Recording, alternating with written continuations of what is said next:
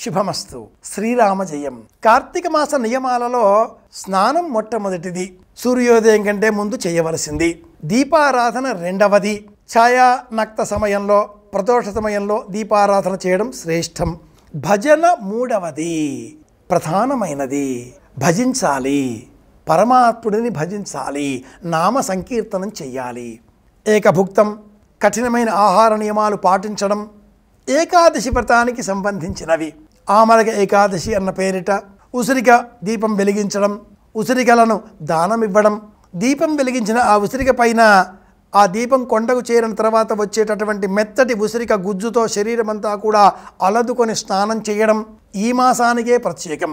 ఇలాంటి తరుణంలో ఏకాదశి ఉపవాస వ్రతానికి శ్రేష్టం. మనం ఏకాదశి వ్రత నియమాన్ని అనుసరించే వారమే అయితే పాటిద్దాం. శరీర ధర్మాన్ని అనుసరించి ఏకాదశి వ్రతాన్ని పాటించడం అంటే ఏ పదార్థాన్ని తినకుండా ఉండడం కాదు. కఠోరమైన కఠినమైన ఆహారం ఏది కూడా తీసుకోకుండా, మంచినీరు కూడా తాగకుండా ఎవరైతే జీవుడు ఏకాదశి వ్రతాన్ని పాటిస్తాడో అతడు ఘోరమైన పాపాన్ని కూడా చేసిన వాడవుతాడు అని మనకు సంప్రదాయకులు చెబుతారు. పురాణం ఈ సందేశాన్ని అందిస్తుంది. ఆహారం తీసుకోవడం, గాలి తీసుకుంటున్నామా, ఇది ఒక విధమైన ఆహారమే. ప్రపంచంలో అనేక పనులు చేస్తూ మంచి శబ్దాన్ని విన్నామా, చెవికి ఇది ఆహారం. ఓం నమో నారాయణాయ మంచి పాట విన్నాం, ఓం నమ శివాయ మంచి స్తోత్రం విన్నాం, చెవికి ఆహారం. ఒక ఆలయాన్ని చూచాం, పరమాద్భుతమైన శిల్పరామణీయకతను చూచి ఆనందించాం, కంటికి ఆహారం.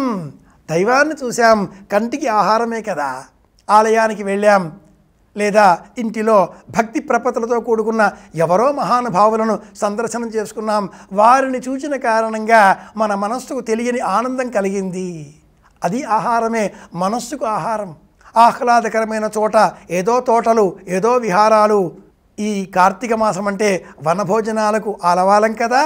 ఎక్కడికో వెళ్ళాం, చల్లటి గాలి వీచింది, చర్మానికి ఆహ్లాదకరమైన సందర్భం ఏర్పడడంతో సేద తీరింది ఈ దేహానికి సంబంధించిన ఈ చర్మ సంబంధిత గ్రంథులు.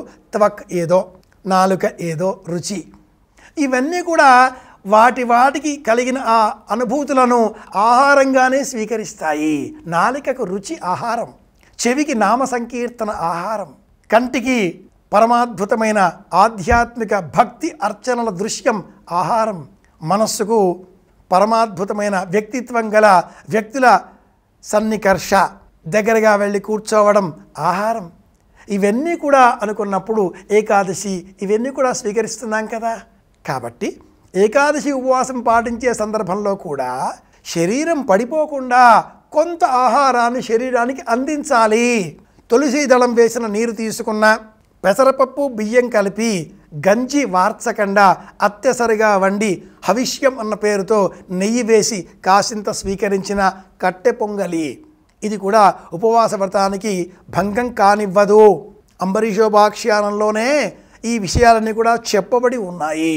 పరమాత్ముడు భక్తుడిని రక్షించడం కోసమే దశావతారాలు స్వీకరించినట్లుగా అంబరీషోపాఖ్యానం మనకు తెలియజేస్తుంది కదా. కనుక కార్తీక మాస ధర్మాన్ని అనుసరించి ఉసిరిక పైన దీపాన్ని వెలిగిద్దాం. ఏకాదశి వ్రతాన్ని భక్తి పురస్సరంగా అందరి క్షేమాన్ని కోరుతూ పాటిద్దాం. మళ్ళీ కలుసుకుందాం. శుభమస్తు. శ్రీరామ జయం.